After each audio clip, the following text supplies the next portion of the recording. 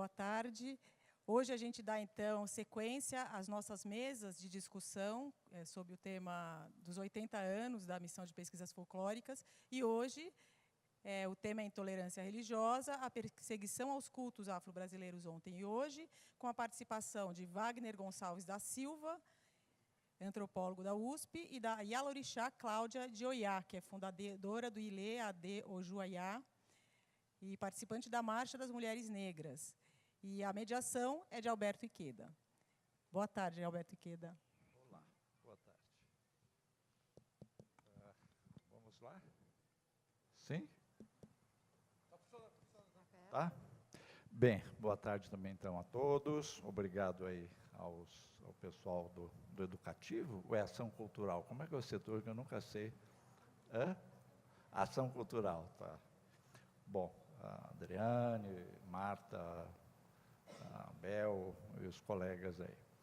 Então, é com prazer grande que eu fico honrado de ter sido convidado para fazer essa mediação diante de um tema tão importante e que faz parte, quero parabenizar também o pessoal da Ação Cultural, por ter incluído esses temas que têm sido discutidos aqui, de grande importância, que se insere dentro da exposição, que está aí ao lado, na Sala Tarsila do Amaral, e esses temas estão sendo desdobrados a partir da exposição.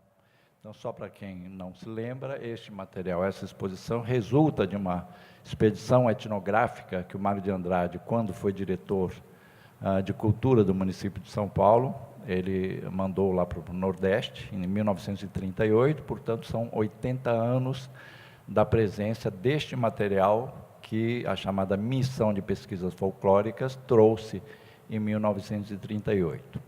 Então, foram percorridos vários estados, e é importante lembrar, quando se fala em intolerância religiosa, né, tema desta mesa, que justamente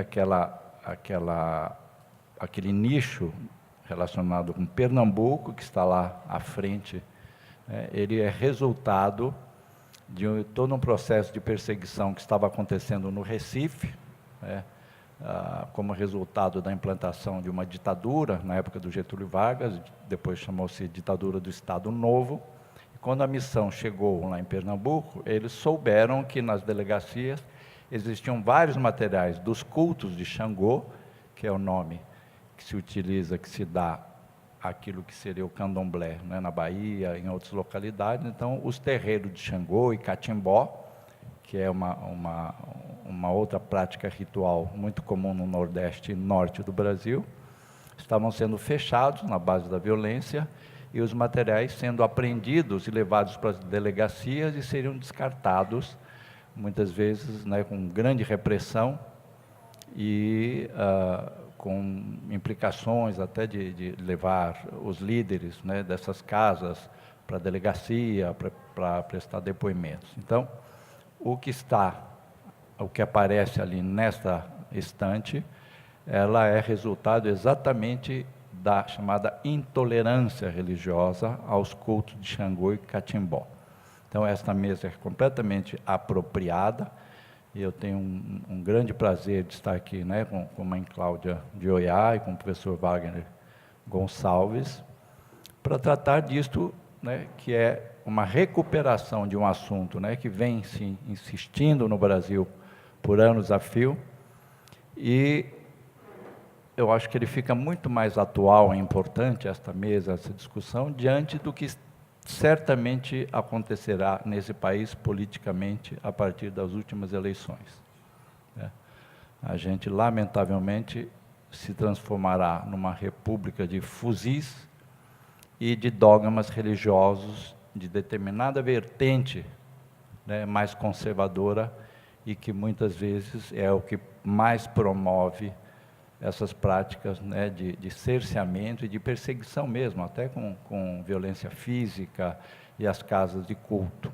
Então, eu acho que é muito apropriado a gente ter essa vivência e pensar naquilo que virá, sem dúvida.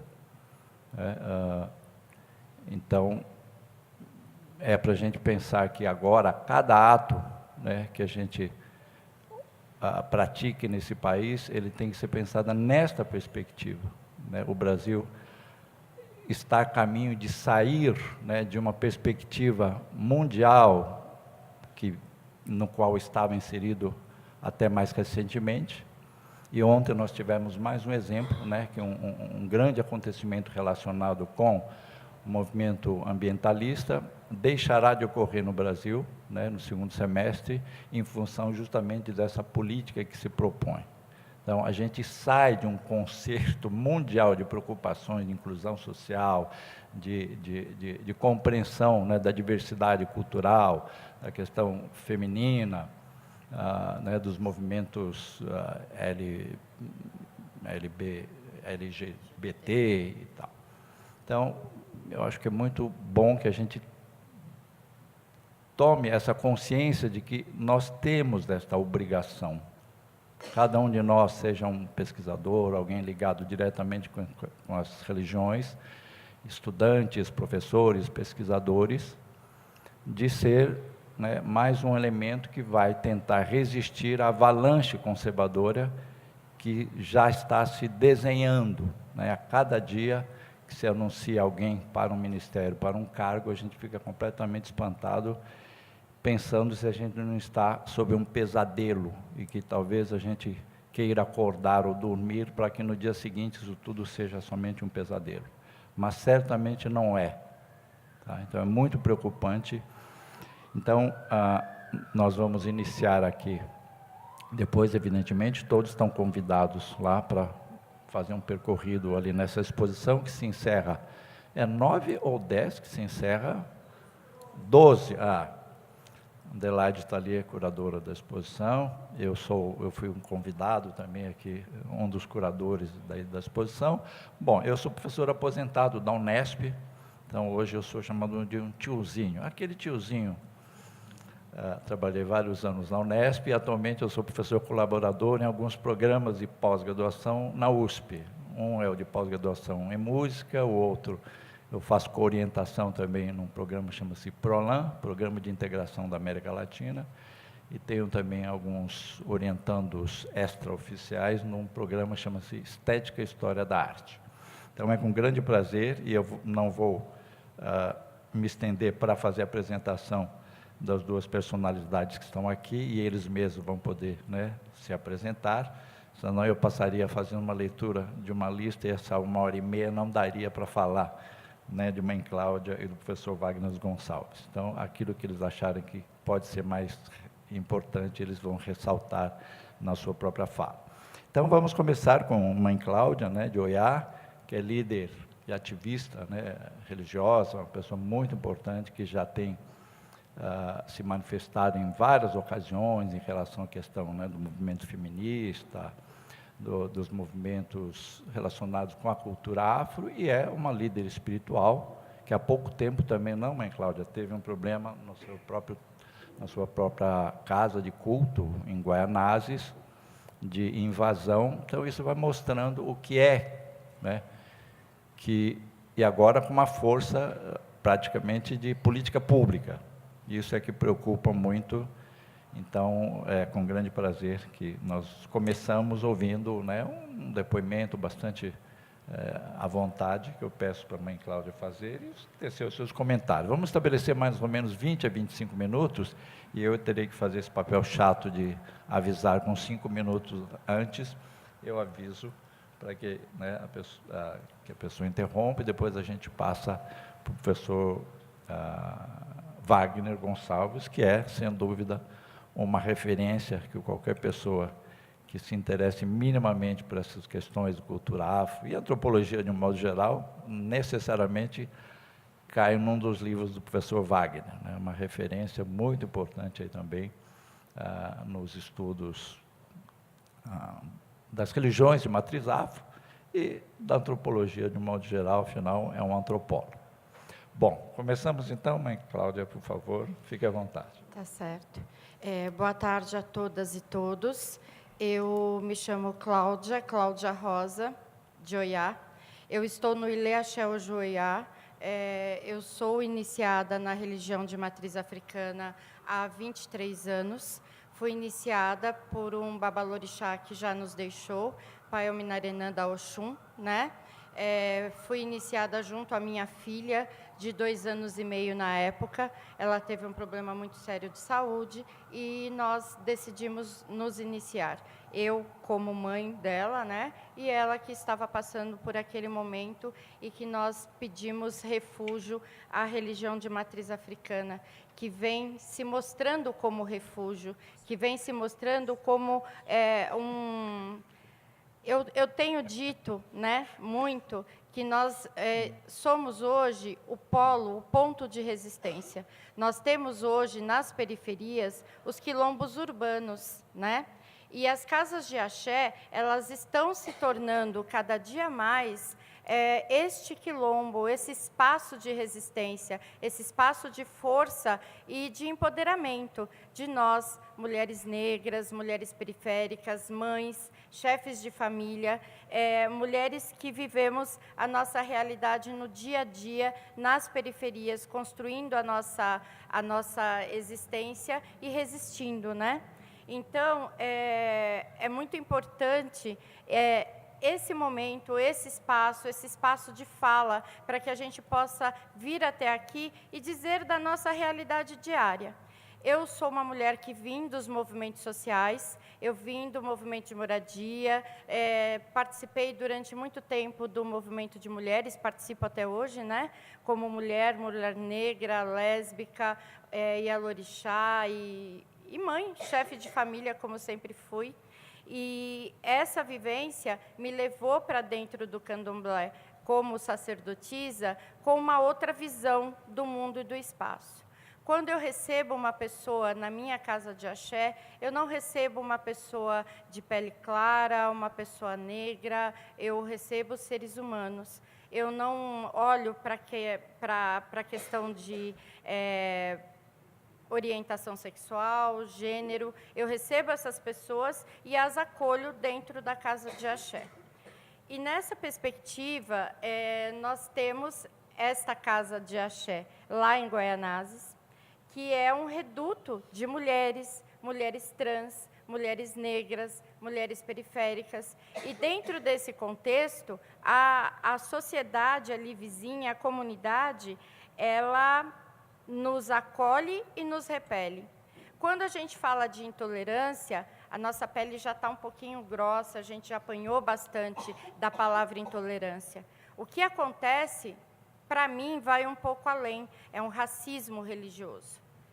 A religião de matriz africana, ela é rejeitada porque ela é uma religião que veio nos navios negreiros, que veio amparando as mulheres negras que se atiravam ao mar com o seu filho pequenininho no colo, porque não sabiam o que ia recebê-la, aonde ela ia chegar. Então, a religião de matriz africana, ela vem lá do rio Iemonjá, né?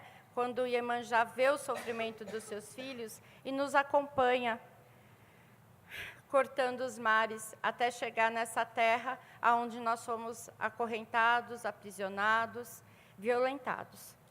E guardamos dentro de nós a sabedoria dos nossos ancestrais. A dor dos nossos ancestrais nos fez resistir.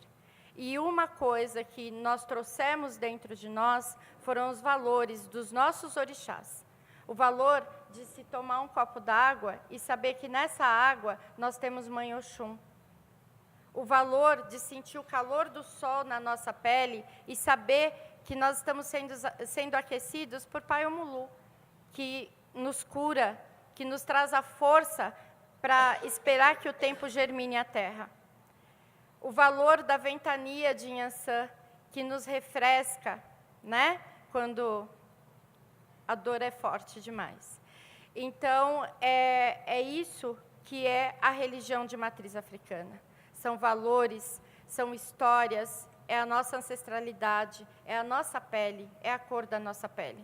Muitos falam do embranquecimento das religiões de matrizes africanas.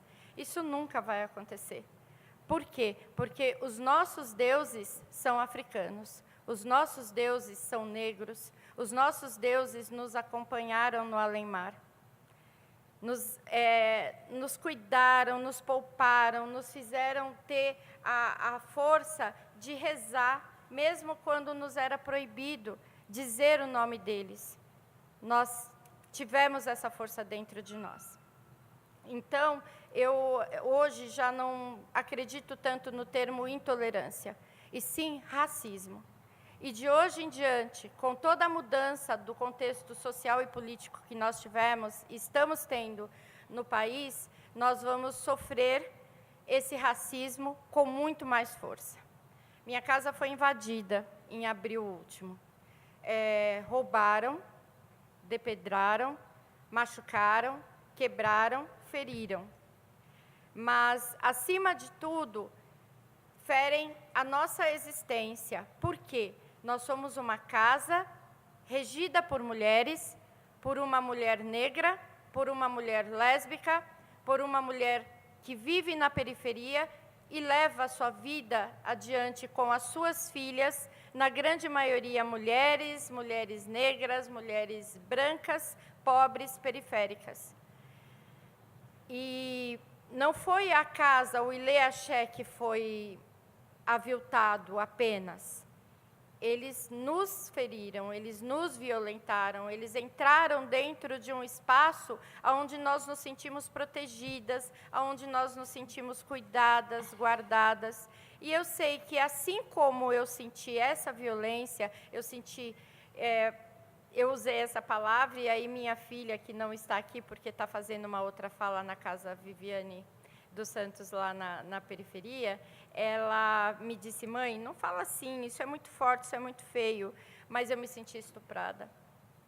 Eu me senti totalmente violentada quando eu cheguei na minha casa e vi os ibás dos meus orixás quebrados, jogados no chão, sujos. Quando eu percebi que tinham colocado as mãos dentro de Oxum, quando eu percebi que tinham colocado as mãos dentro dos assentamentos dos Exus, né? Que são nossos caminhos. Sem Exu não tem caminho, sem Exu nada se começa.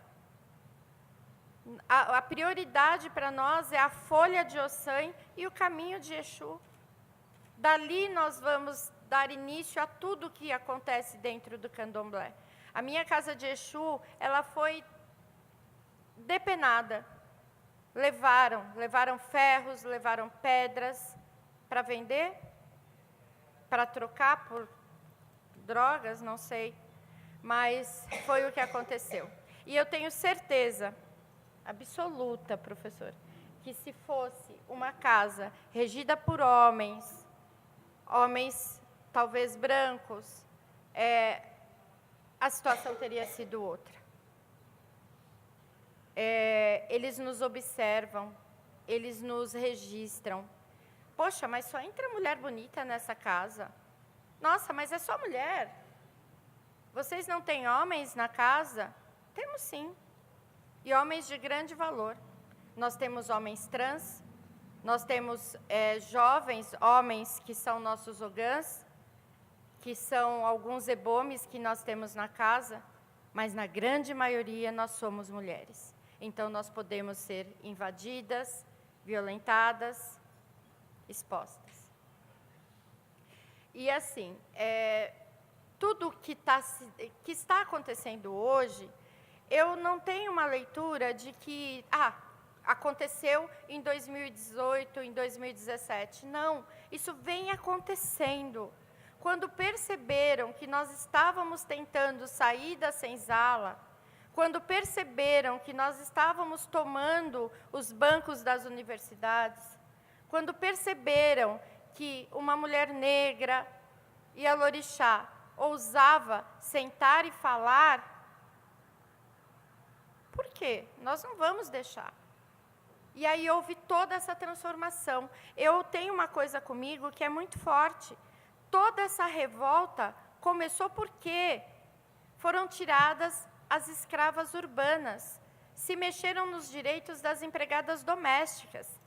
Eu tenho muitas irmãs de santo, Ialorixás, Equedes, que são empregadas domésticas, que são babás. A partir do momento que uma mulher ousou dizer, elas têm que ter direitos, elas têm que ter horário, elas têm que ter um momento de folga, um momento de lazer, direito à saúde. Tudo se transformou. A família tradicional brasileira foi às ruas de carrinho, bebê e babá. Tá certo? Então, a intolerância, tudo o que vem acontecendo, para além das casas de axé, se deu nesse momento. Nesse momento em que nós ousamos tomar as ruas, em que hoje as casas de axé vão para uma marcha na rua, no mês de setembro, com as suas roupas brancas, com os seus fios, com as suas miçangas, gritando o nome de Inhansã, de Oxalá, de Xangô, de Oxóssi, que hoje é o dia dele, Oquiarô, meu pai. Obrigada por estar aqui. E, assim, nesse momento, eles se assustam, eles se chocam e falam, não, vocês não vão sair daí. Como? Eu vou ficar sem empregada para cuidar do meu filho enquanto eu vou para a universidade, enquanto eu vou para a minha viagem no exterior? Não, eu não quero isso. Eu não quero que a mulher negra tenha direito de ir à universidade. Eu não quero que a Ialorixá negra tenha direito de entrar no mercado Extra, Carrefour, seja lá qual for, com a sua roupa africana. Eu vou no mercado fazer compras de roupa de Iá. E eu aprendi isso com as mulheres do movimento feminista. Da gente lutar, gritar e dizer ao que viemos. Vem lá de trás, vem do movimento de moradia, sabe? Eu falo muito para outras Ialorixás, vão participar, vão para os conselhos de direito. Nós ganhamos voz nos orçamentos participativos, nós ganhamos voz quando nós pudemos dizer, aqui no bairro, nós precisamos de asfalto em determinada rua, nós precisamos de iluminação, porque nós saímos às 4 horas da manhã e nós sofremos o risco de estupro. Além de Ialorixá, eu sou mãe, eu sou dona de casa, eu vou à feira. Indo à feira sábado passado, eu coloquei na Rádio USP e ouvi o professor Wagner. E aí eu virei e falei assim, gente, estão falando de religião de matriz africana no rádio. Eu nunca, assim, sabe, de uns anos para cá, é o que eu estou dizendo, nós ganhamos voz, nós ganhamos força, nós ganhamos espaço, nós ganhamos a coragem de sair com a nossa vestimenta. Hoje, eu não vim de metrô, eu não vim de ônibus. Por quê? Nós estamos sofrendo abusos, nós estamos sofrendo racismo religioso. Eu não sei se eu vou entrar no metrô com a minha roupa, com a minha baiana africana, que eu tenho muito orgulho de carregar, porque mãe Beata carregou. Tantas mães, né? Mãe Seata, mãe Estela, mãe Menininha, né? Isso aqui, para nós, é um orgulho, representa o meu orixá, essa é a cor de Inhansã, essa é a cor de Oxóssi, para vocês que não conhecem o candomblé. E quando eu saio com o filho de santo meu à rua, de quelê, nós carregamos o quelê, nós temos obrigações. O candomblé não é uma religião fácil. Todo mundo olha de fora e fala, não, eu vou para o candomblé porque o candomblé tudo aceita. Mentira. Só fica no candomblé quem tem raça, quem gosta de trabalhar, quem sabe o que é fazer perfeito, porque orixá não aceita menos que perfeição. Orixá ama a limpeza. A gente sempre ouve, a limpeza Deus amou. Sim, os nossos deuses também amam a limpeza. Então, o candomblé é muito trabalho, é muita dedicação, são muitas horas de dedicação. Eu estou aqui com a minha companheira, que está de preceito, está de quelê, carregando o quelê dela no pescoço. Porque isso para nós é uma honra, nós estamos carregando o nosso orixá, e nós cumprimos preceitos. E aí, você sai para a rua para pegar um ônibus, para pegar um metrô, até mesmo para esperar um Uber, e as pessoas se acham no direito de tocar no seu fio, de puxar no seu fio, de te agredir. Para mim é uma agressão, quando uma pessoa estende a mão com violência, estando bêbado ou não, com as energias da rua, vai tocar no meu sagrado. Eu me assusto, isso dói. É a mesma coisa que, sei lá, se eu tivesse tomado um tapa no rosto. Quando alguém atravessa a rua para não passar do lado da gente, porque eu estou com uma roupa branca, ou porque eu estou com as minhas saias, com a minha baiana. Então, hoje eu vim de carro, né? Se eu entrar no vagão do metrô e começar a contar um Itã, que é uma lenda de orixá, se eu começar a rezar uma cantiga, o que será que vai acontecer comigo no dia de hoje? No dia após a eleição, foi um fato que as pessoas acharam por bem de não registrar, teve registro policial, tudo, mas no dia seguinte, nós temos uma casa no Itaim Paulista, que é do pai Calbareci, e ele tinha uma pendenga, ele tinha um problema com o vizinho, tem a questão dos atabaques, né? E aí, ele, entrando na casa dele com uma cliente, o vizinho começou a comentar, né, com o sobrinho ali, com as pessoas. Não, nós vamos acabar agora com esse viadeiro. Graças a Deus, a eleição deu um resultado aí que favorece a nossa opinião, e agora vai acabar com tudo isso, né? Quero ver agora os atabaques tocando aí até tal hora, isso e aquilo. E ele teve uma reação a isso. Em contraponto, ele foi agredido por uma barra de ferro, foi parar no hospital, né? A pessoa subiu na sua moto, no seu veículo, foi embora. A família, ouvindo os gritos, saiu, socorreu o Babá Calbareci e o levou ao hospital, né? Eu ainda não estive com ele, eu não sei como isso foi registrado, de que forma, mas é o que nos aponta, né? É o que nós vamos viver e sobreviver a partir de agora. Eu tenho aconselhado minhas filhas, que são a grande maioria muito novas de orixá, tem 5, 3, 7, 8 anos de santo, a não andarem na rua com branco, a não carregarem fios maiores, usar apenas o fio do seu orixá e de preferência por dentro da roupa, como a Carol está, para que a gente possa evitar, né? Para que nós possamos nos proteger, porque eu acredito que nós vamos precisar dessa proteção e vamos precisar resistir. Eu acredito que as religiões de matriz africana vão ser o nosso maior ponto de resistência. Eu acredito que os ilês axés vão, sim, fazer o papel dos quilombos urbanos, dos lugares de proteção e de acolhida, né? Como sempre tivemos esse perfil em relação às famílias negras, às famílias diferenciadas. Eu tenho 2 mães e filhos, eu tenho 2 pais e filhos, eu tenho um casal de 2 mulheres que não têm filhos, eu tenho casais de 2 homens que não têm filhos, e todos eles são acolhidos dentro do Ilê Axé. Assim como o marido, a esposa e os filhos que vêm desse casamento são acolhidos, são batizados, são cuidados, para usar a palavra mais conhecida, o batismo, né? Que para nós é a palavra feitura, é a palavra iniciação, né? Mas são acolhidos, recebem o carinho, o amor, o respeito e o olhar de orixá, que são nossos deuses. E isso vai continuar acontecendo.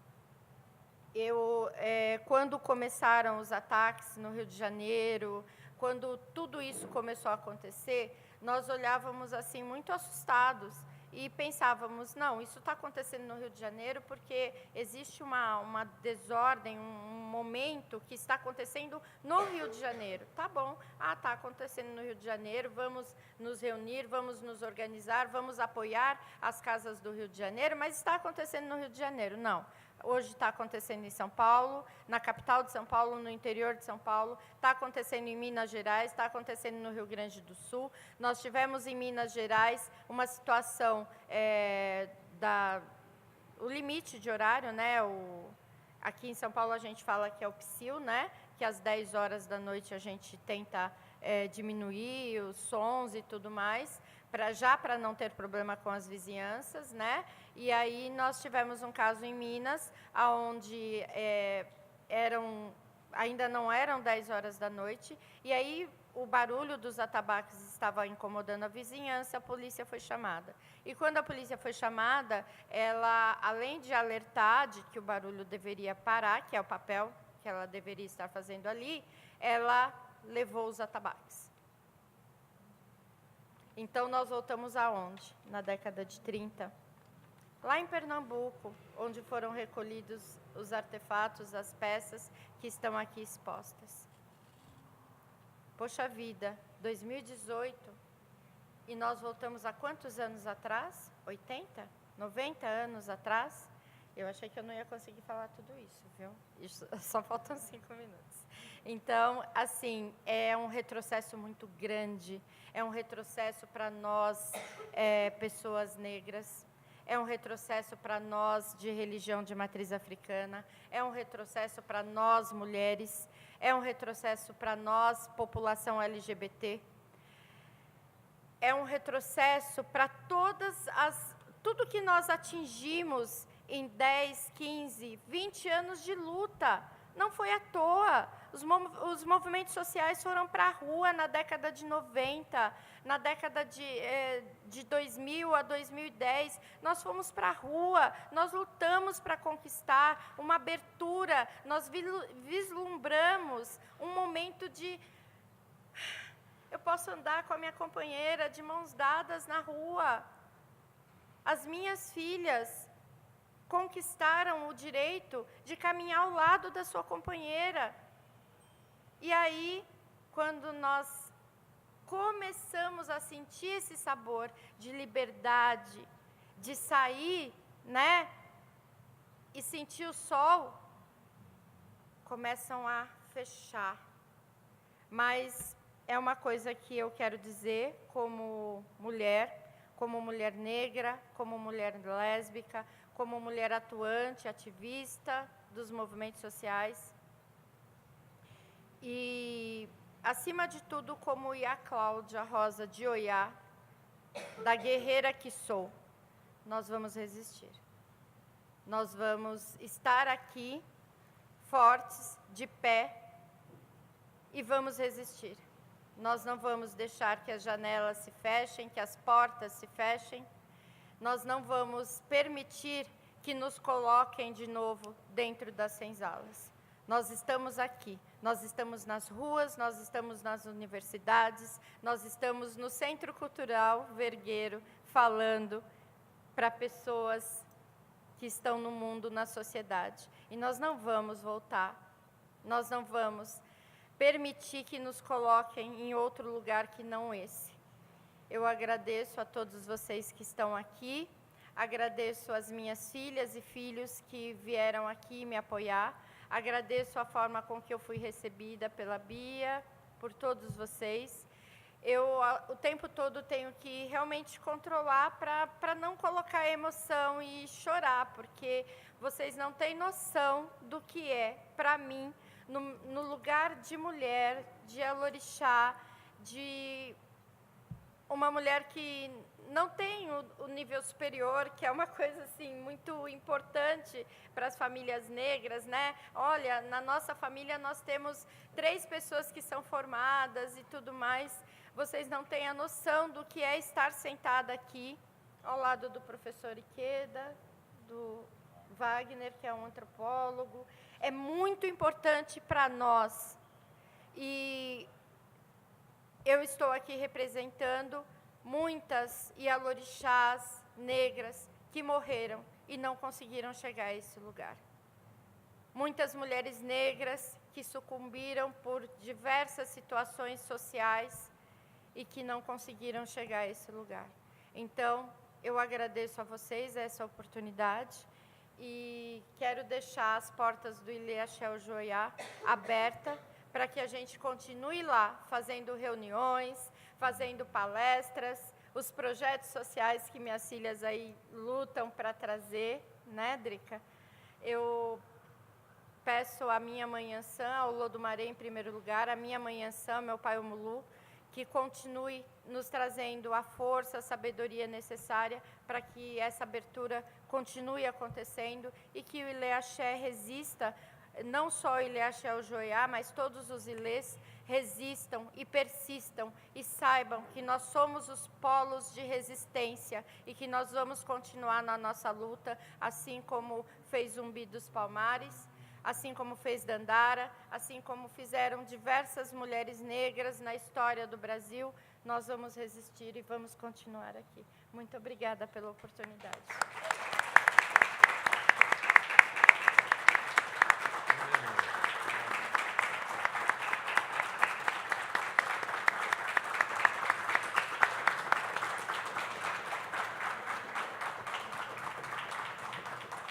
Bem, uma das vezes que eu conversei sobre a exposição, né, que é uma exposição etnográfica, né, apenas os materiais, não é possível, né, não é uma exposição plástica, uma exposição artística somente. É evidente que qualquer prática, né, que aparece ali tem um componente estético, mas o que nós estamos expondo ali, ele não tem essa força, essa energia, essa emoção que Mãe Cláudia traz, né, e eu sempre me preocupei, como é que nós vamos fazer?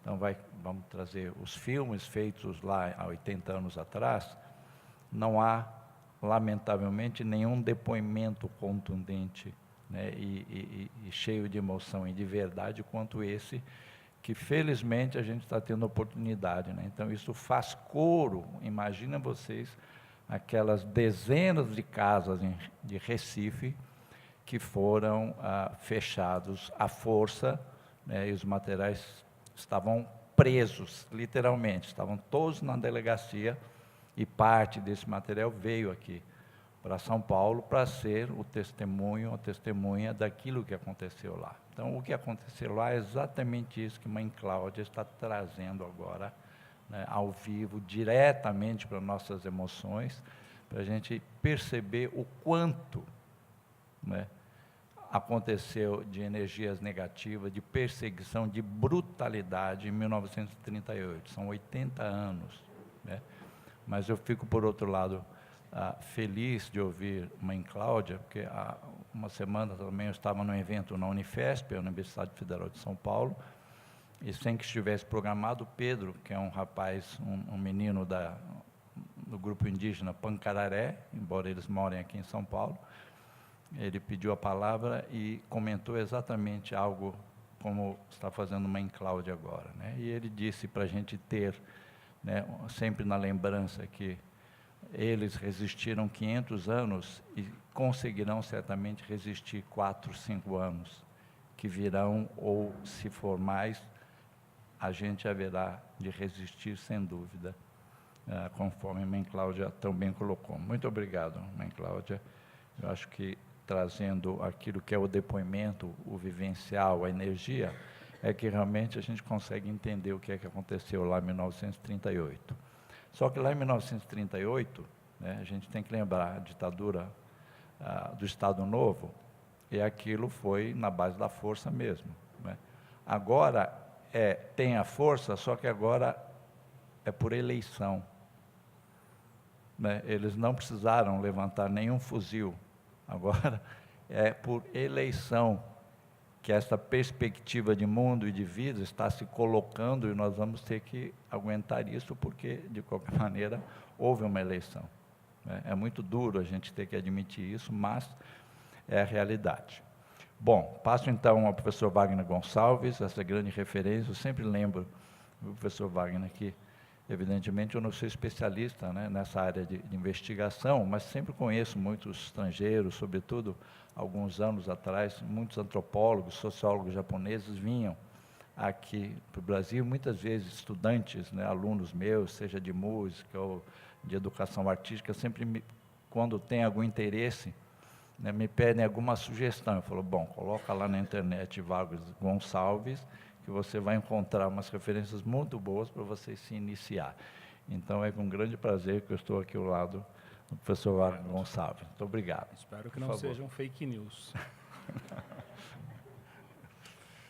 Bom, boa tarde, Mocoiô, Colofé, Motumbá, enfim, cumprimento em todas as nações. Queria saudar aqui a oportunidade de estar e agradecer o convite, né, do Centro Cultural, da Ação Cultural, de estar aqui com o professor Ikeda, estar aqui com a Cláudia, que agora descobri que somos irmãos, né? Você é de Inhaçã com Oxóssi, eu sou de Logum com Inhaçã, então veja que houve uma conjuminação aí dos orixás, né? E dizer que é um grande prazer participar do evento, mas também não me furtar de dizer o quanto tudo isso também é difícil para a gente, num momento como esse, né, de estar falando desses temas num processo histórico e político tão recessivo, né, a vamos dizer, um retrocesso a um processo que estava em andamento, né, e eu queria também saudar, sobretudo, a essa exposição e pedir a Go, né, porque ali a gente tem otás, a gente tem quartinhas, e tudo isso foram coisas sacralizadas. Então, ali, na verdade, mais do que pedras e potes de cerâmica, a gente tem divindades, né? Numa comparação, talvez, não muito feliz, mas talvez mais familiar, quando, no momento de uma missa católica, há a transubstanciação da hóstia, aquela materialidade ela deixa de ser materialidade e ela vira o corpo de Cristo. E aquilo, então, tem o maior respeito do mundo. Por quê? Porque é um sagrado e merece respeito. A mesma coisa a gente tem aqui. Quando aquela pedra do rio, amarela, né, polida, se torna Oxum, aquela pedra deixa de ser pedra e se torna uma entidade que merece respeito. Então, o que eu gostaria de falar um pouco hoje é sobre essa dificuldade, inclusive pessoal, de estar falando de coisas extremamente violentas, né? Uma violência física e simbólica, e tentar trazer algum tipo de discussão para esse debate, né? E antes também de começar, eu só queria também me solidarizar com a Cláudia, porque, como vítima dessa intolerância, ela deu um depoimento extremamente importante, que o professor Ikeda lembrou, né? E o que eu vou falar, inclusive, é sobre a atualidade deste depoimento em relação ao processo histórico no Brasil, né? O quanto esse depoimento, ele, infelizmente, continua atual, né? Eu preparei uma apresentação, porque senão eu não consigo ficar no tempo regulamentar, então acho que isso vai me ajudar a organizar um pouco as ideias, né? Bom, a primeira coisa que eu acho importante mostrar é que a questão da intolerância não é só uma questão da intolerância religiosa.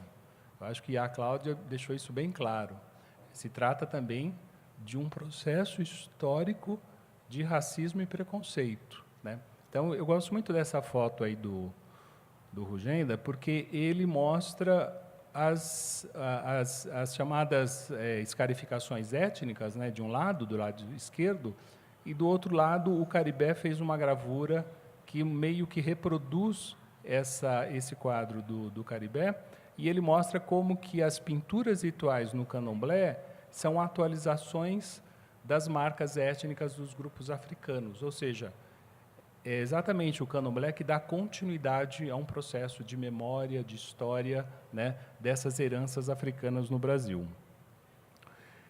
E eu queria dar uma historicizada nesse processo para a gente ver a atualidade dele, né?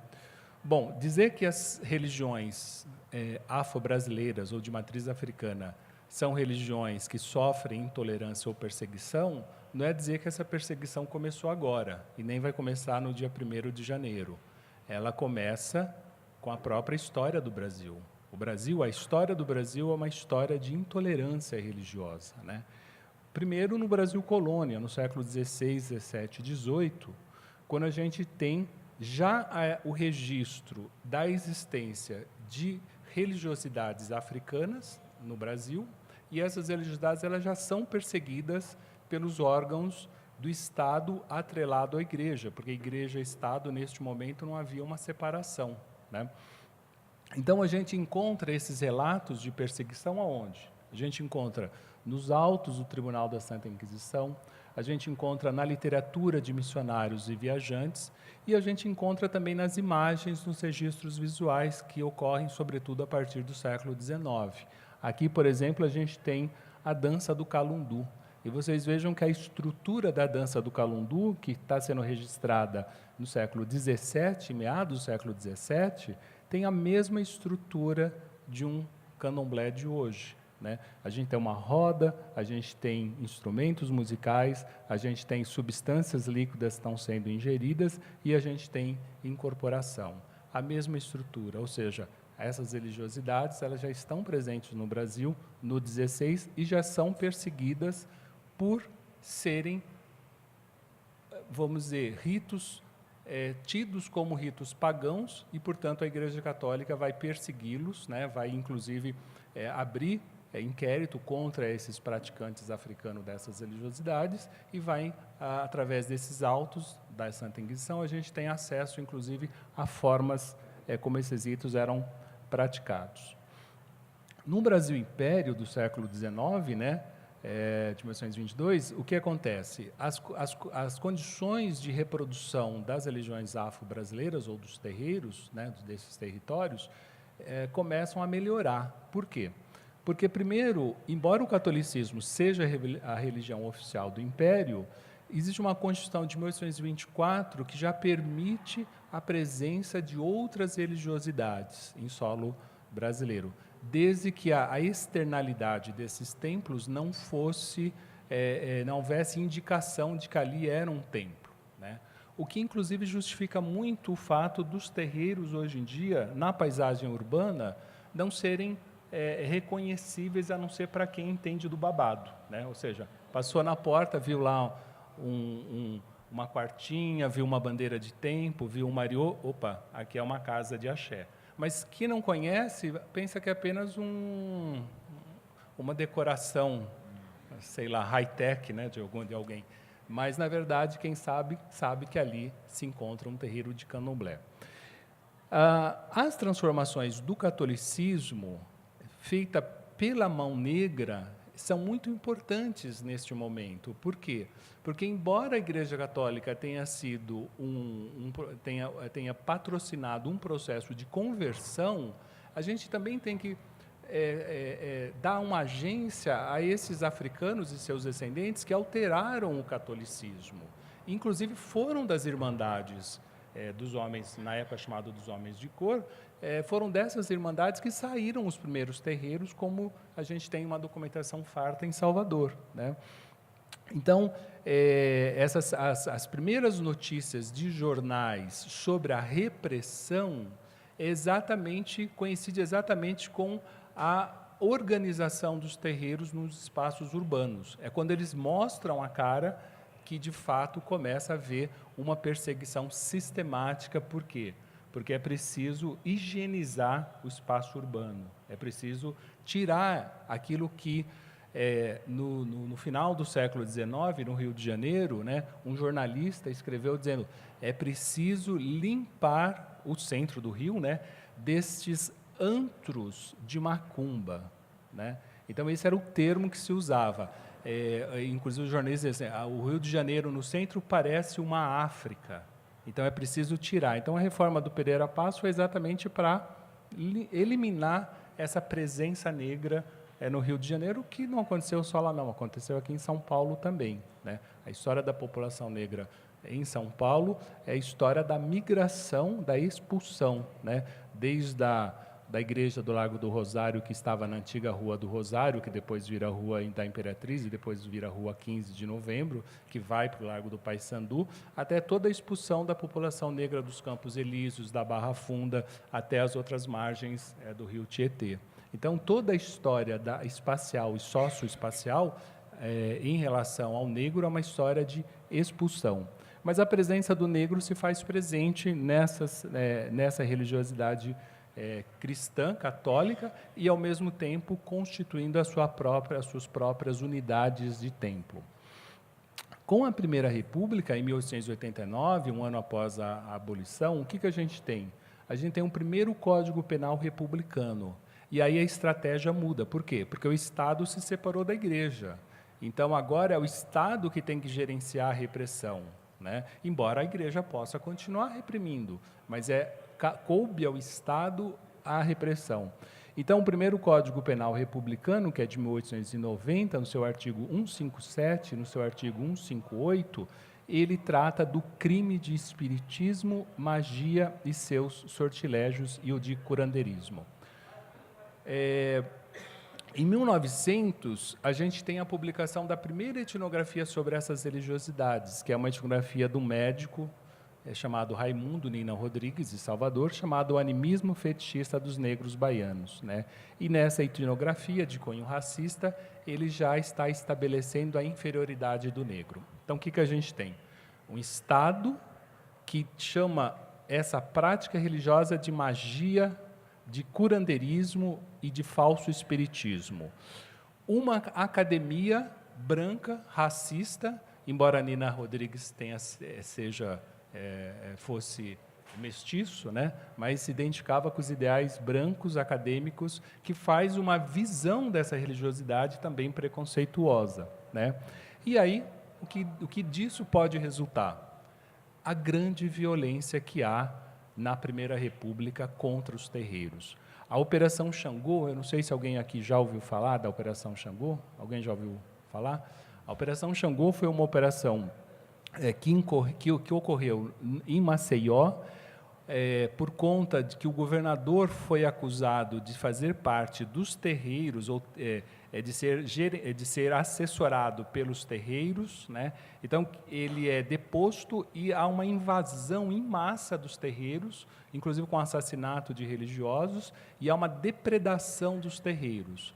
Os objetos desses terreiros, né, os assentamentos, são levados, inclusive, para a polícia, né? Então, a partir daí, o Xangô pernambucano, ele começa a ser rezado baixo, dá uma nova origem a uma modalidade religiosa chamada Xangô rezado baixo. Por quê? Porque as pessoas têm medo de bater o atabaque, têm medo de colocar a cara para fora. Alguma semelhança com o que a gente ouviu aqui com o depoimento de a Cláudia, de não ir no metrô com seus colares, não é mera coincidência, né? Isso já está desde 1912, né? Mas isso eu não quero também fazer um discurso vitimista, um discurso de que essas religiosidades elas não estão constituindo o Brasil. Veja, eu não estou falando da contribuição negra para a formação da cultura nacional. Eu estou falando da constituição da mão negra para a formação da cultura brasileira. Por quê? Porque os nossos principais índices de identificação do Brasil são afro-brasileiros. A gente pega, do terreiro saíram os maracatus em Recife, dos terreiros baianos saíram os afoxés, dos terreiros do Rio de Janeiro saíram os cordões carnavalescos. Hoje, a grande festa do Brasil, que traz milhões de reais para a cultura nacional, a maior festa do mundo é uma festa feita pela mão negra, né, que traz identidade ao povo brasileiro. Então, essas manifestações afro-brasileiras tiveram o terreiro como epicentro. Por isso que, quando muitas vezes me chamam para falar sobre a importância das religiões afro-brasileiras, eu falo, eu posso falar da importância da religião, não para somente o campo religioso, mas eu posso falar de como que o Brasil é um grande e vasto terreiro, né? E se a gente for pegar todas essas manifestações, a gente vai sempre achar um caminho que leva para esse epicentro civilizador que é o terreiro, né? E aí eu não preciso nem citar grandes nomes da cultura nacional, da produção artística brasileira, como Donga, Pixinguinha, João da Baiana, todos eles saídos de terreiro, né? Na Segunda República, a gente pensa que as coisas irão melhorar na medida em que há um processo de avanço das forças anti-discriminação, né? Há um processo, inclusive, de questionamento dessas forças nacionalistas. Obviamente que eu estou fazendo referência aos regimes extremamente fascistas da Europa, e, nesse período, há uma Segunda Guerra se colocando contra esse avanço dessas forças nacionalistas conservadoras. E a gente pensa, então, que haverá um refresco, mas não. A Segunda República ela é marcada por um governo ditatorial de Getúlio Vargas, né? E os terreiros passam a ser coisas de saúde pública. Eles ficam sob a vigilância sanitária. Então, para um terreiro bater o seu candomblé, né, tem que ir lá na delegacia pedir autorização, e o delegado vai se valer da recomendação do Serviço de Higiene Mental. Por quê? Porque os terreiros estão sob esse serviço de higiene mental, né? Isso como um resquício do racismo do 19, que associava todos os males, né, psicológicos e físicos à população negra no Brasil, né? O Código Penal da Segunda República, de 1940, ele ainda mantém os mesmos artigos, o 283 e o 284, que é delitos de charlatanismo e práticas de curandeirismo. Tudo isso que a gente está vendo na exposição aqui é fruto desse artigo, desse Código Penal. Por quê? Porque é ele que dava o marco legal para a delegacia de polícia poder entrar nos terreiros, fazer batida policial. Porque hoje, e a Cláudia, pode ser, eu sou fruto, minha casa foi invadida fruto da intolerância e do racismo. Mas se ela for buscar os seus marcos legais, os seus direitos, ela encontra esses direitos. Neste período não se encontravam esses direitos. A própria Constituição, o Código Penal, não favorecia, né? Então, o que havia nesse período? Aquilo que eu costumo chamar de esquizofrenia nacional. Por um lado, havia essa repressão, e, por outro, o governo ditatorial estava elegendo esses símbolos como símbolos da brasilidade. Então, a mesma capoeira que era combatida sob o Código Penal da vadiagem, Getúlio Vargas estava dizendo que era esporte nacional, e aí apertando a mão de Mestre Bimba, né? Dizendo, olha como a capoeira é importante, né? E aí a gente chega na nossa missão de pesquisas folclóricas de 38, patrocinada pelo Mário de Andrade, uma cabeça luminar, né, que percebia a importância desses registros para a cultura brasileira, e felizmente teve essa ideia de dizer, não, vamos registrar isso, vamos ver como que essas manifestações existem no Norte e no Nordeste, e vamos registrar isso. E, olha, em 38 não era fácil fazer isso. Por quê? Era preciso um caminhão levar esses equipamentos, né? Não era como hoje o nosso celular, que a gente filma, né? Que tem toda essa facilidade. Não, você tinha que ter... Era um equipamento gigantesco para você poder fazer a gravação dos discos, né? Os discos para pegar o áudio, equipamentos gigantescos para fazer a filmagem, né? Atravessando estradas ruins, riachos, enfim, né, para registrar isso. Então, ao mesmo tempo que havia o registro dessas, vamos dizer, manifestações, os símbolos da cultura negra, o que precisava ter? Uma autorização policial para que a missão pudesse gravar aquilo que era visto como símbolo da cultura brasileira. Somos esquizofrênicos ou não somos, né? Então, 1º de novembro não vai ser grande novidade na história do Brasil. A gente elenca esses... 1º de janeiro, aliás, né? A gente elenca esses elementos como importantes, mas a gente precisa que o delegado de polícia aprove. E aí, o que o delegado de polícia diz? O senhor Luiz Saia, que era um membro da missão de pesquisas, né, tem permissão para realizar sessões de macumba, tambor de mina, tambor de crioula, onde e quando lhe aprouver, contanto que seja nos subúrbios desta capital. Cultura negra é legal? Mas na senzala, não no centro da cidade. Entendeu? Até hoje, no Maranhão, em São Luís, no dia 30 de junho, há um último encontro de bois, e esse encontro de bois é feito na periferia da cidade, no bairro do João Paulo. Por quê? Para mostrar que, se antes eles não podiam entrar no centro, hoje eles celebram também essa resistência. Porque hoje o boi bumbá do Maranhão é uma grande fonte de renda para o estado do Maranhão, né? Mas já foi perseguido. Tambor de mina, tambor de crioula, tudo isso já foi bastante perseguido. E aí, o acervo que a gente tem hoje aqui no Centro Cultural São Paulo, ele veio daqui, ó, das delegacias de polícia. Aqui são fotos que mostram um conjunto de quartinhas, né, todas juntas no pátio da delegacia, e aqui você tem Oxalá do lado de Xangô, Oxalá do lado de Exu, porque quem é da religião, e nós sabemos, você não mistura as quartinhas. As quartinhas são presenças dos orixás. Você não coloca um orixá de dendê ao lado de um orixá de azeite. Né? Por quê? Porque isso é um tabu, são energias diferentes. E que não substitui, né, mãe? Então, quer dizer, aí não, aí tudo isso é colocado à mão, inclusive, como a Iá falou, é uma coisa sagrada, não se toca com a mão profana num assentamento, numa pedra, num otá. Então, isso era pego dentro do terreiro, dentro dos pejis, levado para a delegacia de polícia, como vocês veem aqui, e jogados lá.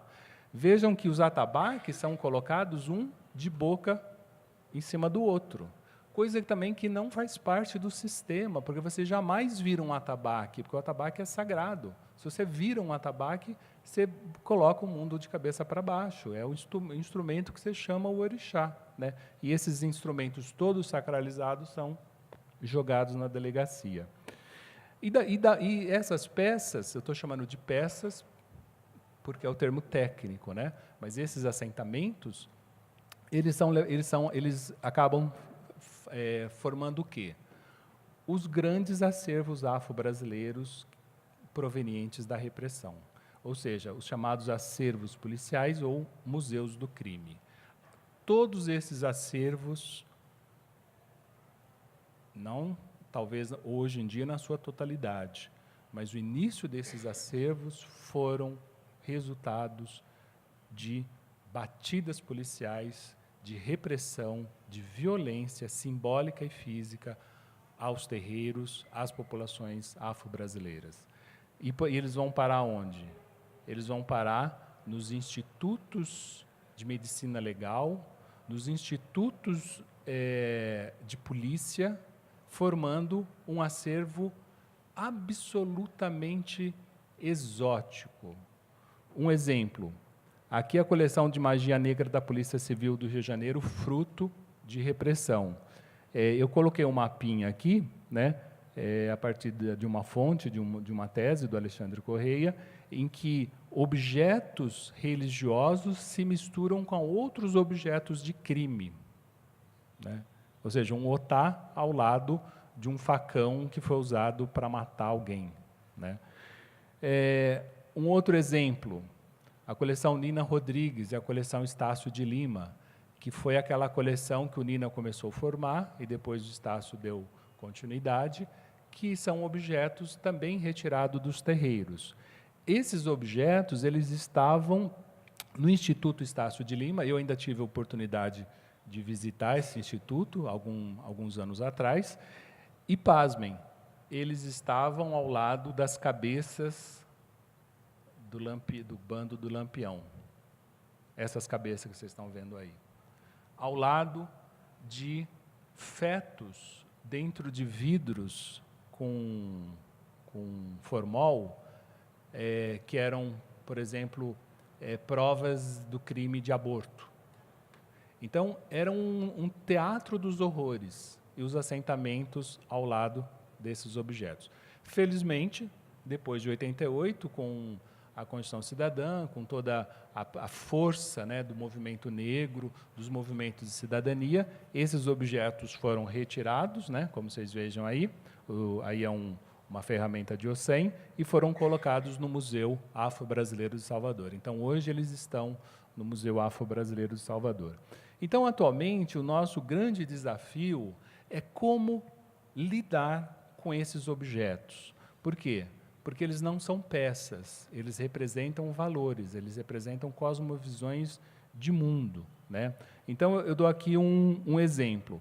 Aqui foi uma exposição feita aqui mesmo com o acervo do Centro Cultural, né, da Missão de Pesquisas, e a gente tem, por exemplo, um conjunto de instrumentos de percussão, de instrumentos usados nos terreiros, né? E a gente vê que há um abebé. Um abebé é um leque, é um abano de Oxum, né? E esse abano ele está entre os instrumentos, né? Um outro exemplo, a gente tem aqui uma exposição de pulseiras e colares, e a gente tem um colar de Fá, que não é um objeto de adorno, né? É um instrumento de adivinhação, né? Eu, inclusive, quando visitei a primeira vez as peças dessa coleção, esse colar de Fá tinha 7 gomos, né? 7 cascas. E eu falei, olha, o colar de Fá tradicionalmente tem 8. Procurem aí que certamente um gomo está faltando, né? Exatamente. E felizmente procuraram achar o gomo e juntaram as peças. Então hoje ele é um colar que é importantíssimo para a historiografia afro-brasileira, porque mostra que no Recife dos anos 30 havia jogo de Fá, né, que é uma tradição bastante importante, que teve um tempo que ela simplesmente sumiu do Brasil. Outro exemplo é a calunga. A calunga é um objeto sagrado. Jamais se deita uma calunga, né? A calunga sempre fica em pé, porque ela representa a própria força do orixá. É um assentamento. A calunga é uma espécie de assentamento. Ela sai nos maracatus. Antes de sair nos maracatus, ela fica nos pejis, ela recebe oferendas e depois ela sai pelas mãos das damas dos passos, né? A dama do passo, que deve ser inclusive do mesmo orixá da calunga, né? Então, o elefante, leão coroado, todos esses maracatus têm as suas calungas, que são objetos sagrados, né? Então, as calungas sempre ficam na posição horizontal. Para concluir, com o advento da Nova República, a gente tem um período de ascensão da presença ou da visibilidade das religiões afro-brasileiras, né? Por quê? Porque a gente tem um movimento das lideranças religiosas por mais visibilidade, direitos e respeito. A gente tem o terreiro como espaço de preservação da herança africana, porque o terreiro, se vocês forem observar, é o espaço onde você tem línguas rituais preservadas, valores filosóficos, culinárias, vestimentas. Eu comecei minha apresentação dizendo Colofé, Mucuyu, Motumbá, nas várias nações de candomblé existentes. Essas línguas, elas se preservaram somente nos terreiros. Não estou dizendo das palavras que foram incorporadas no nosso léxico português, né? Eu estou dizendo de frases com sentido, né? Uma gramática, mais do que um léxico. Nome de objetos, de roupas. Exatamente. Né? Cada parte do traje tem um nome. Os utensílios domésticos têm nomes diferenciados, né? Então, isso é muito importante. É como eu disse, realmente o candomblé ele aceita todos, né? Mas só fica quem tem realmente vontade e coragem, porque são minúcias, né? Nós somos muito detalhistas. Cada detalhe é importante, porque nós não temos uma passagem dessa história escrita. A nossa é verbal, como se dizia antigamente, os nossos ancestrais, os nossos mais velhos, eu jogo a folha. pega quem Pega pegar. quem pegar, Né? exatamente. Porque não era permitido escrever. Exatamente. Porque nós, na verdade, era uma forma de preservar, porque nós não podíamos ter registros. E tudo isso era na tradição oral.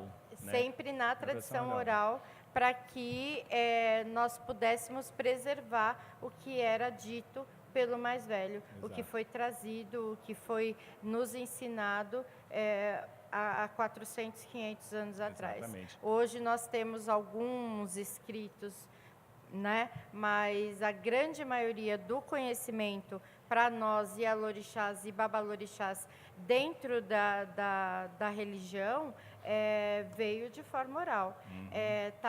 Quando você estava falando sobre a questão do ofício, eu ainda participei disso, porque minha mãe foi para uma casa de candomblé, eu tinha 4 anos de idade, e eu chamo de vó porque eu fui criada por ela como neta. A minha avó Conceição, ela tinha uma pessoa dentro da casa de axé que era responsável pelos ofícios à delegacia.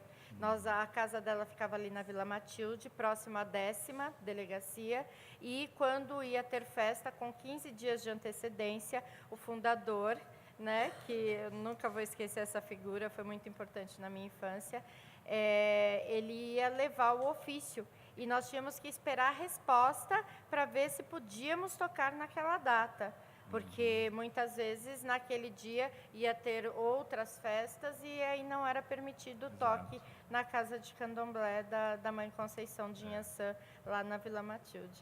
Então, foram fatos que eu vivenciei e aprendi na minha primeira infância, adolescência e depois como mulher adulta dentro do candomblé. Né? E nos anos 70, inclusive, os terreiros, para ter essa autorização, se recorriam muito às federações, porque era uma forma também deles se protegerem, as federações espíritas. E que faziam os testes espirituais. Exato. Minha mãe passou por isso, minha mãe carnal, né? Que foi iniciada em Angola há 45 anos atrás. E ela passou pelos testes dentro da federação. E os nomes dos terreiros, inclusive, tinham que ter nomes, muitas vezes, que tinham muito mais a ver com a tradição, vamos dizer, espírita. Então, não é à toa que os candomblés, muitas vezes, chamavam tenda de Umbanda, né? Caboclo Serra Negra, como era o caso da que nós frequentávamos. Exatamente. Né? Um dos terreiros mais antigos aqui de São Paulo, que é o terreiro de Santa Bárbara, né? Um dos registros mais antigos de Mamãe Nundê, ele tinha exatamente esse nome, Terreiro de Candomblé Santa Bárbara, que era a filha de Inhaçã. Inhaçã estava associada a Santa Bárbara. O nome do sincretismo, né? Exatamente. Então, os terreiros, isso que a mãe Cláudia está falando, os terreiros, eles preservaram uma língua ritual, eles preservaram uma culinária ritual importantíssima. Inclusive, essa culinária transborda o terreiro e vai para a cultura brasileira. Hoje, quem não aprecia um acarajé, um vatapá, uma feijoada, tudo isso é comida, como a gente falava, comida de santo, né? Comida de orixá, comida de inquice, comida de vodum. Né? Então, esse terreiro, como esse espaço de preservação, ele, nesse período, ele tem uma grande valorização, sobretudo nos centros urbanos, sobretudo com a adesão de artistas, com o movimento musical, movimentos artísticos. Ele, inclusive, fez muita dobradinha, vamos dizer assim, com a contracultura. Né? Então, classe média branca, inclusive, adere muito nesse período aos terreiros. Né? Um período que você tem uma Clara Nunes cantando músicas de orixá no Fantástico, né? Coisa que hoje em dia talvez fosse impensável. Né? E a cultura afro-brasileira começa a se tornar patrimônio reconhecido ao começo do processo de tombamentos dos territórios de candomblé, nas suas várias nações. Então, em 1985, há o primeiro tombamento, né? E aí há uma sucessão de tombamentos que vem sendo realizados até hoje. Então, o que acontece? Ao mesmo tempo que tem esse período de ascensão, de valorização, de visibilidade, você tem agora um período que começa, sobretudo nos anos 80, de ataque sistemático.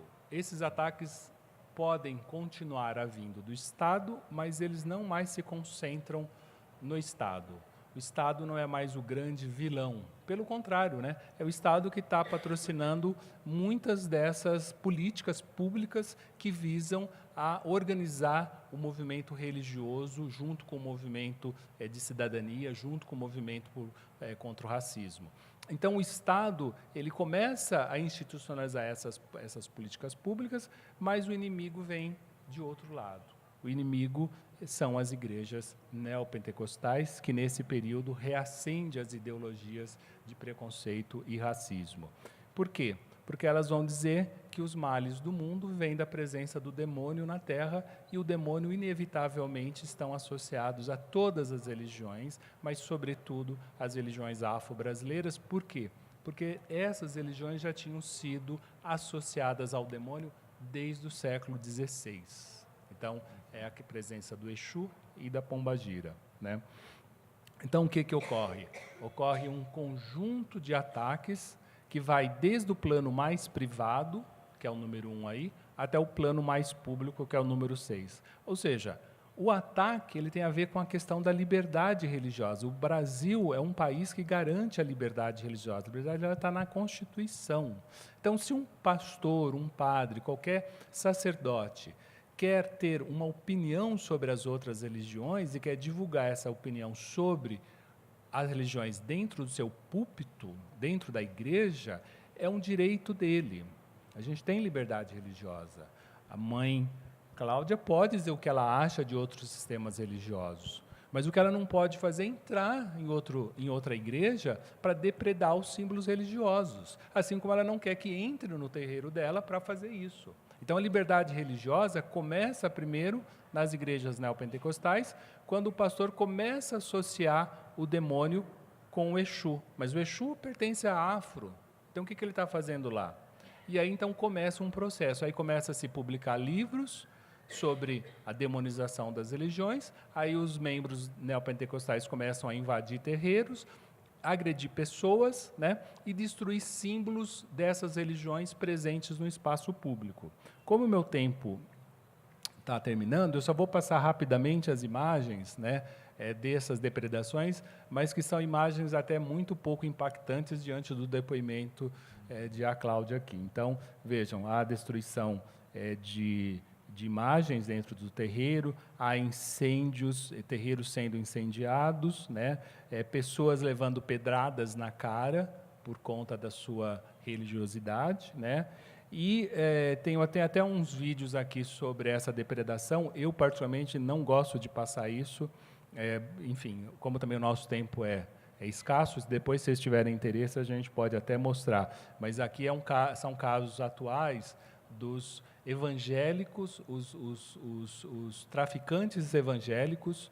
Existe essa categoria, tá? Não, no debate não vale me perguntar o que significa traficante evangélico, eu não vou saber responder. Como que alguém é traficante, criminoso e é evangélico? Então, mas, enfim, os traficantes evangélicos, eles invadem os terreiros e obrigam os seus membros a autodestruírem os seus sagrados, suas contas, os seus ibás. Então, se a Cláudia falou que ela se sentiu estuprada quando alguém chega lá e mexe no assentamento dela, imagine o sentimento de você mesmo ser obrigada, diante de uma arma, a destruir aquilo que você mais ama, que é o seu orixá, que é o seu assentamento. Então, é de um requinte de violência, de crueldade, né, extremo. Bom, eu realmente não vou passar, mas está aí, se vocês quiserem ver, só para mostrar que isso está ocorrendo, né? E então, só para finalizar mesmo, né, eu também queria dizer que não significa que este processo não tenha resistência. Esse processo tem resistência. Esse processo ele faz com que religiosos, acadêmicos, acadêmicos religiosos, população em geral, todas as comunidades se reúnam e construam formas de resistência, marchas contra a intolerância, entidades civis, ONGs, que assessoram através de advogados as pessoas que estão sendo agredidas, né? Então, há um conjunto de processos judiciais, há conquistas nesses processos. Recentemente, inclusive, a coisa foi parar no Supremo Tribunal Federal, né, em relação à questão do abate religioso, né? Então, há realmente essa resistência. E essa resistência acaba não só sendo uma resistência em que o religioso reconhece a importância desses símbolos de resistência, que não necessariamente são religiosos, mas são símbolos de luta por maiores direitos, e não se trata apenas de lutar contra a intolerância, mas também trata-se de lutar contra o preconceito às comunidades discriminadas, como as comunidades de LGBTT, né, contra o racismo em geral, as comunidades negras, e não é à toa que as lavagens, que antes eram lavagens de igreja, hoje se tornam lavagens de símbolos de resistência, como a lavagem ao busto do Zumbi. E não é à toa que a gente vê um movimento extremamente interessante de entidades que tradicionalmente são apresentadas dentro, por exemplo, da Umbanda, como entidades muito pacíficas, como o Preto Velho. De repente, esse Preto Velho, ele se levanta e bota a mão para trás como se fosse um orixá, como nessa imagem, e diz: espera aí, eu não sou só aquele Preto Velho pai Tomás, né, passivo, mas eu sou também um espírito que morreu fugindo das plantações de açúcar, né, de cana, e sou um resistente, sou um quilombola. Então, a gente já começa a ter na Umbanda pretos velhos que se autodenominam quilombolas. E, recentemente, eu vi também que, na linha dos baianos, tem os cangaceiros, que são os resistentes. E, na linha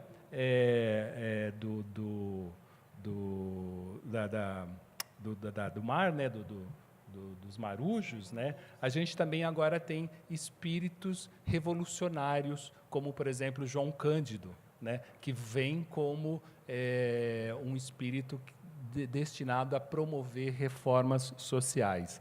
Ou seja, a gente vê que religião e busca, e debate, e luta pela cidadania pode estar de braços dados. Assim como a gente vê nessa imagem aqui, onde Ogum e Inhansã, eles se unem à população negra por reivindicar direitos que não são mais do que os direitos que estão assegurados na Constituição. E se é preciso ter respeito à Constituição, a Constituição representa o Estado. E o Estado não se confunde com governos. Tá ok? Era isso. Obrigado.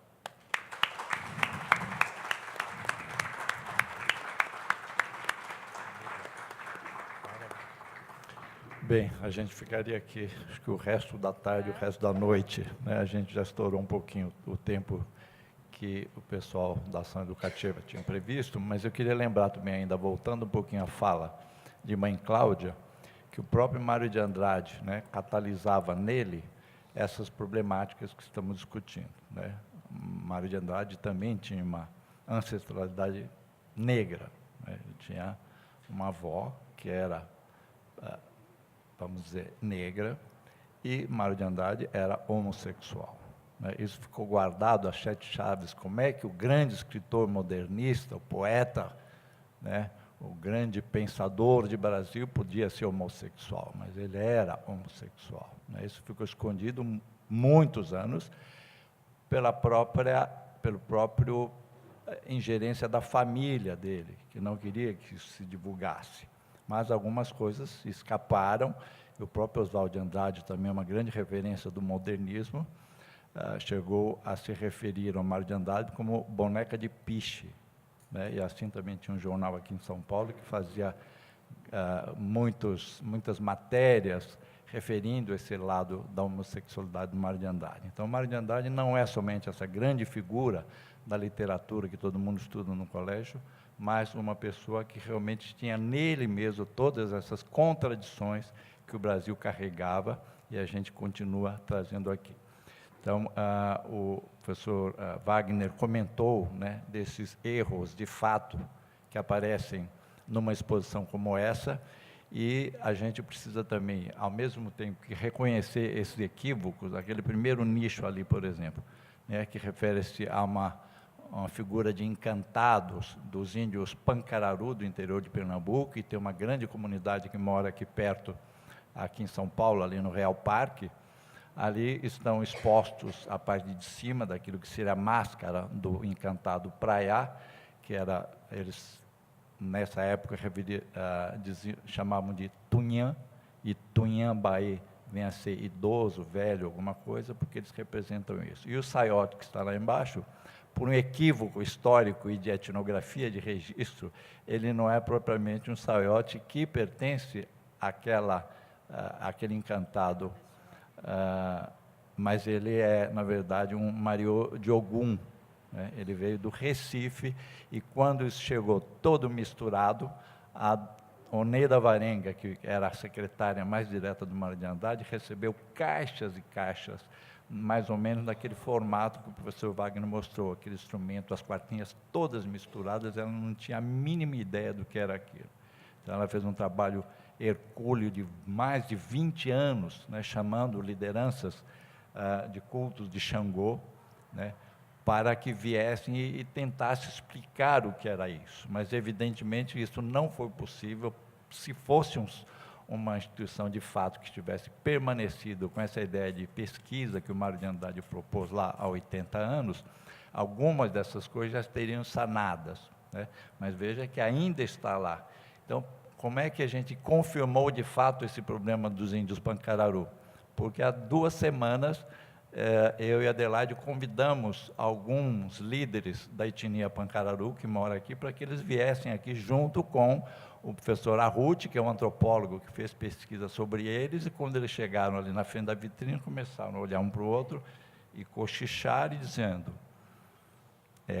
esse saiote não é do Praiá.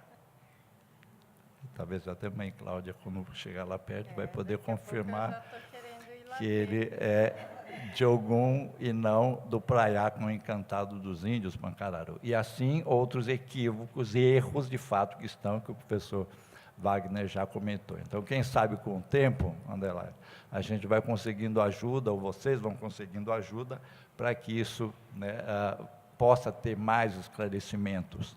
Então, a gente teve muito cuidado. Esse próprio exemplo, né, da calunga, que já estava até ali no nicho, nós retiramos, preocupado para que isso não provocasse mais acirramento de questões de preconceito, né? Então, foi uma pena, mas uma coisa muito importante simbolicamente, mas que a gente preferiu, né, não expor, para que isso não acirrasse mais essas questões. Então, tem muito erro? Tem, histórico, ao mesmo tempo que é um material muito importante. Então, aquele ciclo energético, religioso, ancestral que está lá, ele, de fato, não se cumpriu, porque foi a polícia que foi lá retirar tudo, né? Mas é bom lembrar também que não somente no Brasil isso aconteceu, né? As histórias de museus na França, Museu do Homem, museu nos Estados Unidos, estão coalhados de verdadeiras pilhagens, de roubos da chamada arte africana. O próprio equipe do grande sociólogo, né, e africanista Marcel Griot, também eles têm narrativa de que eles roubavam as peças, né, escondiam debaixo de chapéu, debaixo de guarda-sol, para levar isso como uma espécie de troféu, né, da estadia deles em terras africanas. Então, lamentavelmente, a história dessa aproximação, desse confronto, né, entre grupos humanos, elas estão eivadas desses processos de grande violência, e que por isso que eu achei essa mesa foi muito importante, professor Wagner. Obrigado aí por esses ensinamentos todos, e quem sabe com o tempo a gente vai podendo anotar esses detalhes para daqui a alguns anos errar menos quando vai expor peças como essas que estão aí. Bom, Marta, Adriane, como é que estão? Nós, Bia, estouramos o tempo. Então, Ikeda, a gente pode abrir para o público ainda, porque tem gente que quer perguntar, né, imagino. Tudo bem, então a Bia e a Marta propõem ali que a gente faça, né, uma rápida, abra um pouquinho para alguns depoimentos, alguns questionamentos. Eu vou pedir que sejam bem rápidos, tá? Para a gente cumprir o horário e depois, se as pessoas quiserem, evidentemente, terão toda a liberdade de permanecerem para a gente continuar. Então, por favor, eu peço que você se identifique para que todo mundo saiba e faça as suas considerações. Sou Alexandre, fico muito feliz com esse evento, né? Porque em 2015 eu tive a oportunidade de passar aqui e estava também na ação educativa, que hoje está a Adriana, a Bianca aqui, colega, e levantei a bola desse problema da intolerância religiosa, né? Quer dizer, até então esse conjunto era visto como um conjunto de expressão folclórica, simplesmente parava ali. E naquele momento, então, eu fiquei preocupado com esse assunto quando eu descubro e falo, não, isso daqui fala de violência, na verdade. Quer dizer, tem uma dimensão folclórica, mas tem uma dimensão também de violência e de ódio religioso, né? Passados 3 anos, de 2015 para cá, a sensação é muito mais assombrosa, não é? Eu acho que a Iá falou muito bem e muito dramático. A gente pensava que isso não chegaria a São Paulo da mesma maneira, porque parece que São Paulo não tinha relatos de intolerância na sua história, da mesma forma que o Rio de Janeiro teve, que a Bahia teve, que outros estados do Nordeste, enfim. A minha pergunta para o Wagner, eu fico muito agradecido do Wagner também ter feito essa leitura, e agora do professor Ikeda ter também um pouco dito como leva tempo para a gente conseguir fazer essas correções, né?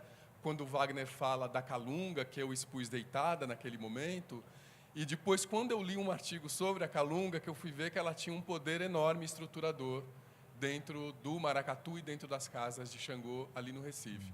Mas a minha pergunta, Wagner, é muito em torno de um livro que você escreveu sobre intolerância religiosa no Brasil, que é um livro genial, né? E tem o artigo seu da Gira de Fé a Jesus de Nazaré, mas tem outros artigos também que mostram alguns problemas ali, de como existe ainda alguns problemas do próprio interior das religiões afro, que são os conflitos entre religiosos, que acabam chegando na esfera pública e, ao invés de criar uma força e uma coisa conjunta, acaba, na verdade, que, às vezes, muitas pessoas dentro das próprias religiões afro se atacam e erram o alvo. E eu gostaria, se você pudesse, retomar um pouco esse assunto, que é o problema um pouco mais interno, e como isso chega na esfera pública e enfraquece os próprios grupos de religiões afro-brasileiras. Obrigado. Eu vou também tentar responder bem rapidamente para a gente poder aproveitar o tempo. Eu acho que essa questão é uma questão da própria formação do campo religioso afro-brasileiro. Então, por exemplo, se a gente pega a questão do sacrifício animal, alguns segmentos das religiões afro-brasileiras eram contra esse sacrifício. Então, quando ele é colocado como uma disputa, uma polêmica, aquele segmento que já não praticava, ele não tem muita força para defender aquilo que na própria liturgia do segmento não é importante na construção do grupo. Da mesma maneira que a gente pode pensar que quando os primeiros Exus e Pombagiras começaram a baixar nas igrejas neopentecostais, eu vi muita gente de candomblé dizendo, mas isso é um problema deles, porque a gente não tem Exu e Pombagira dessa forma, que aí é catiço. Né? Isso são catiços, então isso é coisa da Umbanda, do candomblé, ou de alguns terreiros menos tradicionais. Hoje, eu acho que a situação mudou muito. Por quê? Porque as pessoas perceberam, né, as comunidades perceberam que o ataque atinge a todos. Né? Então, a forma como os terreiros estão se unindo, as diferentes denominações estão se unindo nesses movimentos coletivos, é uma forma inusitada. É aquela coisa que no meio de tantos males que a repressão causa, tem uma coisa positiva, que nunca os terreiros, as comunidades foram tão unidas quanto estão agora em relação à discriminação e estão percebendo muito mais ainda. Iá falou, eu vou falar de intolerância, mas para mim eu estou falando de racismo. E, quando você citou esse livro ele é de 2005. Antes disso, eu, como membro na época da ABA, inclusive pleiteei que a ABA, Associação Brasileira de Antropologia, fizesse uma moção contra os ataques neopentecostais, dizendo isso não é religião, isso é nova edição de um preconceito racial antigo na nossa sociedade. Essa moção nunca foi feita, por quê? Porque na época se achava que não, isso é briga entre religiões. E não era briga entre religiões. Hoje a gente vê que a coisa adquiriu uma proporção gigantesca, porque Sociedade Protetora dos Animais, evangélicos no Legislativo, evangélicos no Executivo, dão no que dão, está dando no que está dando. Leis desfavoráveis à reprodução dos sistemas afro-brasileiros. Leis que, inclusive, descaracterizam, né, certos procedimentos. Então, na época, quando a gente pensou esse livro, a gente já tinha uma certa visão de que a coisa ia chegar no que chegou. Bem, eu pediria então que a mãe Cláudia comentasse também essa questão. É muito rapidamente, mas assim, é importante dizer que diante de tudo que vem acontecendo nos últimos anos, as casas de axé, nós estamos realmente nos unindo, houve uma transformação nesse sentido. Nós já temos uma união na questão de saúde, nós temos projetos, políticas públicas mesmo, voltadas para as questões de saúde nas casas de axé. Nós temos o projeto Xirê, que é um projeto que existe há quase 15 anos, né? Ligado às coordenações de saúde, aos CTAs, que falam das DSTs, HIV e tudo mais. E dentro disso, nós estamos nos reunindo para falar da questão da educação, para falar da questão de cultura. Isso mudou, isso vem mudando no dia a dia. É como eu falei durante a minha fala, eu digo para as IAs e para os babás, quando nos encontramos, saiam de dentro do ILE, abram as portas do ILE para a comunidade. Quanto mais fechados, mais riscos corremos. Então, precisamos nos abrir, precisamos sair, precisamos participar para nos proteger e fortalecer. Então, é uma mudança que vem ocorrendo, eu sinto essa mudança. Quando eu comecei a falar sobre alguns temas, nós estivemos há uns 4 ou 5 anos atrás, na Casa de Cultura do Itaim, falando sobre a transexualidade e outros temas. E aí, assim, as pessoas ficavam meio, nossa, mas uma Ialorixá falando da questão de gênero, transexualidade e tudo mais. E hoje a gente já percebe que a visão está mudando. Os próprios sacerdotes, em muitos momentos, me questionavam, mas como a senhora faz na sua casa? Nós temos que mudar, nós temos que ter mudanças, nós temos que nos abrir para sobreviver, para continuar existindo. Bem, alguém mais gostaria de fazer alguma colocação, alguma pergunta, algum depoimento? Bom, então, rapidamente, eu vou pedir, então, a Adelaide, que é a curadora da exposição, por favor. Na verdade, é uma dúvida que eu queria saber com vocês, que estão aí como autoridades também. A gente tem um documento na missão, um documento textual, de aproximadamente mais 50 páginas, que que essa equipe fez. Elas assistem uma sessão no terreiro. E, então, eles têm toda a descrição, né, etnografia, do culto. E aí, eu queria saber o que seria, por exemplo, publicar isso. É legal, não é legal? Tornar público esse documento, assim. Os registros que foram feitos em 38, se seria interessante ou se seria complicado publicar este material na forma como eles fizeram, porque a gente tem que lembrar, gente, que esses registros não foram feitos por antropólogos formados. Eles tiveram um curso, não um curso de etnografia, mas evidentemente eles passaram feito a jato em vários estados, em alguns meses. Então, não é um registro especializado, vamos chamar uma etnografia propriamente dita, conforme a gente comenta hoje. Então, essa dúvida da Adelaide, como curadora aqui do Centro Cultural, é nesse aspecto. Porque ele faz todo, desde o Exu, Ogum, com os cânticos, né? Registra os cânticos, os gestos, sacrifício. Então, assim, eu queria saber se isso, tornar também isso público, enquanto com uma publicação também, se é pertinente ou não, ou se... Olha, aí teria que ver, analisar o tipo de material comentado, né, disponível. Porque, de uma certa maneira, o documento existe. Então, a gente poderia pensar, bom, seria democrático que ele pudesse ser compartilhado com mais pessoas.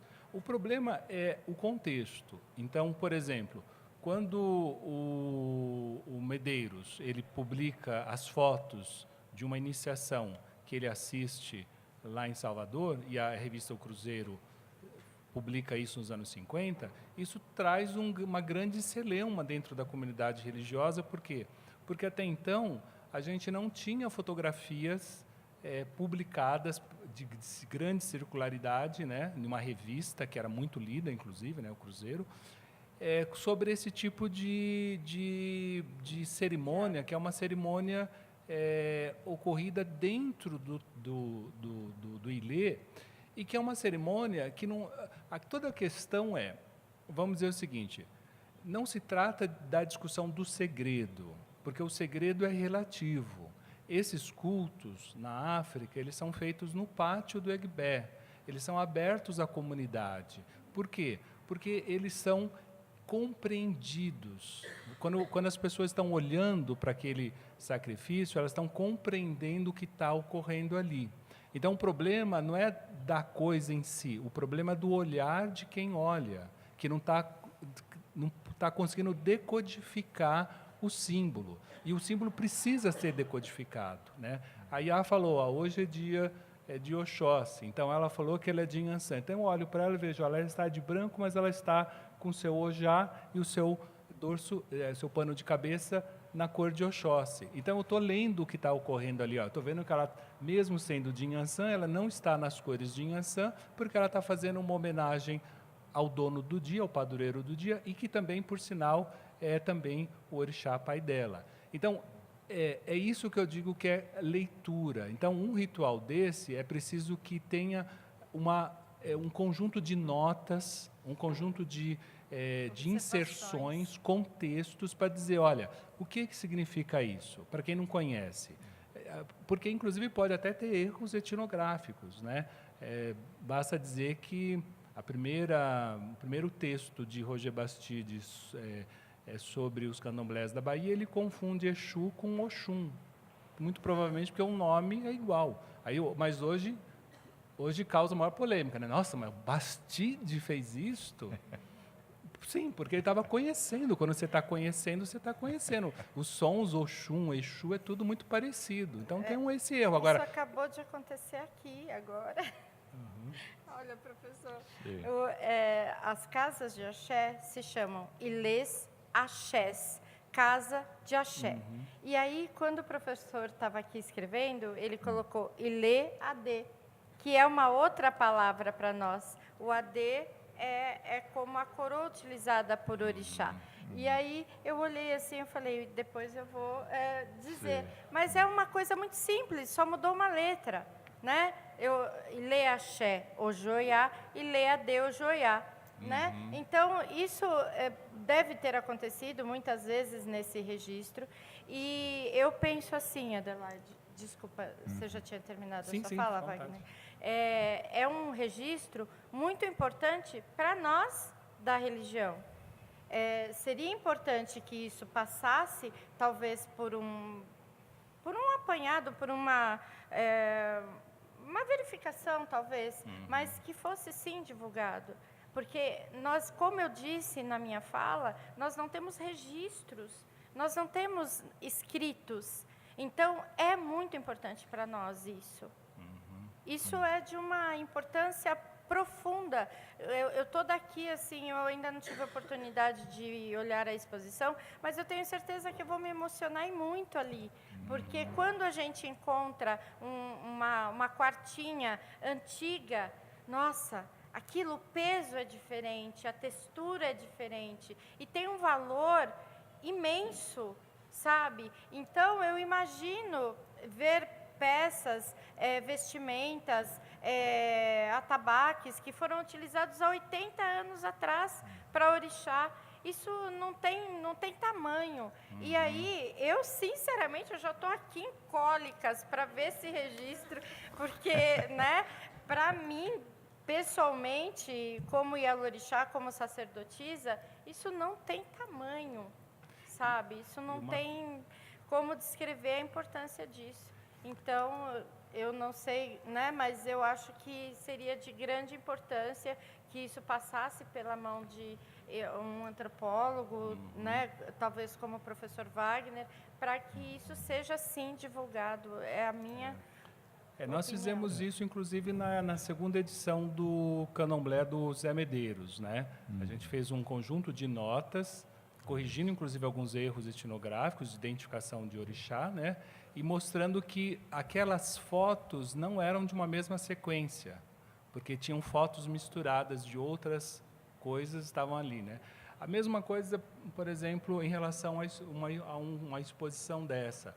Eu acho que essas exposições elas são interessantes quando elas reconstituem os contextos. Então, por exemplo, expor uma pedra, um otá, em cima de uma prateleira, é dar à pedra uma categoria de objeto que ele não tem. Esse otá nunca vai estar assim no terreiro. Ele sempre vai estar dentro de alguma coisa que protege ele. Seja uma sopeira, seja uma prato panela de barro, qualquer alguidar. objeto, um alguidar, qualquer coisa. Então, seria interessante que a expografia, ela, ao expor o objeto, reconstituísse o contexto daquele objeto. Aquele otá, ele tem na sua forma, na sua textura, na sua cor, a representação do orixá. Mas eu digo representação porque falta um termo em português melhor do que representação, porque ele não representa, ele é. Ele é. Não presentifica porque o presente também é uma ideia de você dar um presente. O orixá, o presente dele é o tempo eterno. Ele está no Orum, onde não há uma medição do tempo tal como há no Aiê. Então, o otá, ele é, na verdade, ele é, na sua forma, a sua essência. Então, o pensamento africano é um dos poucos que consegue trabalhar com uma dicotomia não cartesiana entre forma e conteúdo. Por quê? Porque você escolhe um otá na natureza que já tem a imanência do próprio orixá. Você não vai pegar uma pedra preta para Oxalá, vai pegar uma pedra branca, porque o branco é a cor de Oxalá, mas qualquer pedra, não, tem que ser uma pedra lisa, porque o orixá o Oxalá é um orixá associado ao ar, à ordem, ao contrário de uma pedra de Exu, que vai ser, por exemplo, uma laterita que é toda engruvinhada, que representa os descaminhos e a desordem. Então, as pedras em si, elas têm a imanência de um sistema maior de classificação. Então, quando a gente vê assim, a gente vê em forma de léxico, e não em forma de gramática. Então, acho que tentar construir uma gramática da exposição é dar a esse material, novamente, o seu valor simbólico. A importância que ele tem. Exatamente. Né? E, assim, eu tenho muito respeito por todas as religiões e por todas as emanações de fé. Mas eu queria fazer uma comparação. Vocês imaginam uma hóstia solta na prateleira? Né? Ela vai estar no Então, ostensório, ela com uma vai lâmpada estar, vermelha em cima, dizendo que ali tem, né? Provavelmente na cor dourada ou de ouro puro, né? E assim, para mim, o barro que vem de Nanã é ouro, né? A palha que vem de Omulu é ouro. Então, é mais ou menos isso. Eu acho que dá para entender o que a gente sente quando vê, né, uma coisa que significa, que dá vida ao orixá, né? Vocês precisam de uma fonte nessa exposição, que é o movimento de Oxum, é a água. Oxum, ela está em tudo. Oxum, ela nos dá vida. Oxum, ela é mais necessária do que o alimento de cada, entendeu? Então, é isso. Ficaria muito bonita essa pedra dentro de uma vasilha de água. Dentro de uma vasilha com água. E se essa água estiver em movimento, então, aí você vai chorar mesmo. Porque aí você vai estar vendo a representação pura e viva do que é Oxum. Porque onde houver uma pedra, onde houver a água em movimento, Oxum estará lá viva. A gente, quando estava na montagem, nós chegamos a conversar várias vezes, né, da falta que fez, e como a gente teve 1 mês e meio, ou talvez menos, para que essa exposição estivesse aí, com grande esforço, inclusive da equipe daqui, da Marisa, né, que fez a expografia, a gente ficava sempre comentando, né. Então, essa questão mesmo que o professor Wagner coloca, se fizer alguma publicação, é aquilo que a gente chama de né, uma publicação crítica, né, uma edição crítica, onde esses elementos vêm. Mas a gente tem que lembrar também que isso é uma coisa de 80 anos do Recife, né? E não é de 80 anos de Salvador, né? Eles falam a partir do momento de hoje, com todas as transformações que aconteceram, mas, de fato, a tentativa sempre é de ajustar o máximo e poder contar, né, com pessoas especializadas para minorar esses equívocos todos. Só para vocês terem uma ideia dessa questão dos equívocos, é preciso lembrar sempre que um dos membros da equipe chamava-se Martin Brauwinzer. Ele era nada mais, nada menos do que um austríaco, nascido em Salzburgo, terra de Mozart, que estava há 10 anos aqui no Brasil, e ele falava alemão. Então, você imagina um alemão com 10 anos, mal falando português, ouvindo, né, praticamente dialetos, nos vários locais. Eu até comentei com o professor Wagner. Um exemplo que tem anotado numa das músicas é Catimbó, da mestra Lianou, com L no final. E quando você ouve a música, você ouve eles falar Leonor, que é Leonor, né? E que se pronunciava assim, e o maestro, grande músico, um ouvido excepcional, mas que era nada mais, nada menos que um alemão tentando fazer uma etnografia com um curso de alguns meses para tentar errar menos. Então, a gente, Adelaide, né, eu e a equipe, a gente pede desculpas pelos inúmeros erros. Isso também é resultado dessa história que se construiu, né, mas a gente tenta sempre, e aí fica aqui, né, já uma possibilidade, Adelaide, de você convidar o professor Wagner e a mãe Cláudia, para que volte num outro momento, e lembrando sempre, mãe Cláudia, este material está dentro de uma instituição pública. Esses materiais, sabe, com devida, né, fazendo as devidas, percorrendo as devidas burocracias, precisam ser disponibilizadas para a mãe Cláudia, para os pesquisadores e outras pessoas que tenham interesse nisso, né? Então, eu acho que para isso é que serve que o material esteja guardado por todos esses anos, para que ele realmente sirva para a gente pensar as realidades que a gente vive. Bom, Marta, encerramos então. Sim, ninguém mais vai perguntar nada, sim, né? o professor Wagner quer fazer mais uma observação. Eu só queria também observar exatamente nessa linha, que esse tipo de exposição, ela é importantíssima, né? Importantíssima. Então, eu diria que esses erros são questões mínimas que fazem parte até do processo de... A gente sabe o que é produzir uma exposição em espaço público, todos nós aqui que já produzimos sabemos, né? Não é fácil, né? Então, apenas lembrar disso, da importância que esses acervos saiam realmente das suas caixas, né, e sejam expostos, sobretudo em espaços públicos. Por quê? Porque eles são didáticos, também são didáticos. É possível que escolas, que o público em geral veja, conheça mais sobre essa religiosidade, sobre a historicidade. Então, eu só não queria que, por conta dessa questão do contexto, a gente não abrisse a caixa. Não, vamos abrir a caixa, vamos pegar o que tem lá, vamos fazer um mutirão com conhecimentos de várias áreas, de musicologia, da experiência ritual, da antropologia, da história, e vamos trabalhar para dar um merecimento que essas peças têm, porque, afinal de contas, este Otá foi de uma pessoa que se iniciou em um terreiro e provavelmente sofreu a violência de ter sido seu orixá extraído dela. Então, restituir a dignidade a essas peças é algo importantíssimo. Tá? Eu acho que elas ficariam mais tristes ainda dentro das caixas. Com certeza. Sim. Mãe Cláudia, para Eu encerrar? queria agradecer, né, a iniciativa e o trabalho que vocês fizeram aqui, viu, Adelaide?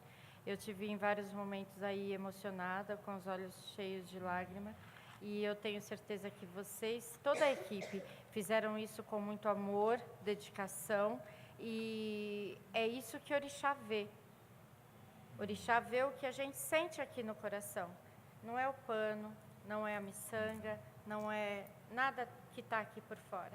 O que Orixá vê em nós é o que nós sentimos no nosso coração. E eu sei que tudo que está aqui foi feito com muito amor, com muita dedicação e com muito trabalho. E como eu disse para vocês, a Casa de Candomblé, ela é construída com muito trabalho. Então, vocês fizeram tudo certo, não tem erro algum, viu? Obrigada. Seja Bem, de então, axé, vida e prosperidade para todos vocês, Axé, viu? Que seja de muito crescimento e que todas as peças em que vocês tocaram tragam a vida de vocês, axé, felicidade, alegria, Woodara, Acossis e Ferãs na vida de vocês. Muito axé. Muito obrigado. Bom, então, para quem não conhece ainda, a exposição fica lá até o dia 10, Adelaide? 12, tá? Tragam as pessoas conhecidas, peguem os equívocos, anotem, entrega para a Adelaide, para as pessoas da equipe aqui, e a gente vai tentando ajustar. Então, palmas e muito obrigado a vocês que se interessaram pelo assunto.